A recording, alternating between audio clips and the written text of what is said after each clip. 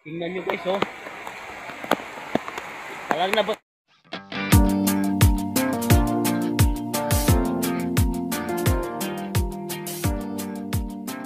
Dito tayo ngayon sa Trailing at katarigin natin si paring ano ba nangyayari ba dyan? Ano ba nangyayari dyan? Naglandslide tapos tatlong kotse na bugsakan, hindi lang sila nakikita nyo sa likuran natin, dalawang kotse at ito basta yung likuran yung nabuksan talaga ng mga ng pader dahil lumambot yung lupa at bumigay yung pader. Yan. Tingnan nyo guys, oh. Talagang natabunan ng pader yung sasakyan na to.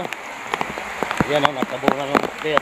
Wala na, nabagsakan ng pader yung sasakyan dahil bumigay yung yun, oh.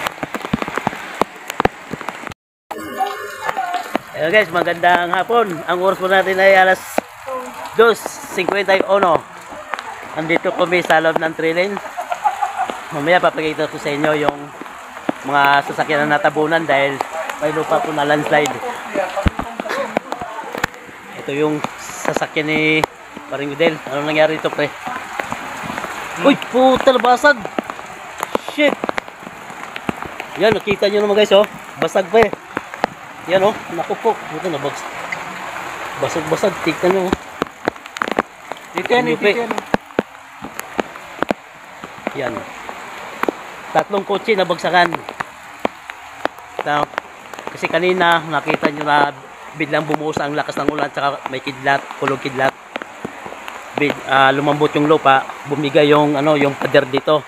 Kasi may pader dito na hollow block nakarang, ngayon bumigay. Dito nakapark yan. Basag yung silikuran. Nandito lang yan guys sa loob ng Trailing. Wala pang rescue? Wala pa. Tumawag na kayong rescue? Tumawag na, wala pa natin. Hindi makatawag pre kasi dito sa dito sa munisipyo baha. Hindi makadali mga sasakyan eh. Yan, dito lang yan sa loob ng Trailing. Nagtawag na si o din lang ang rescue. Tingnan natin to yung dalawang kotse.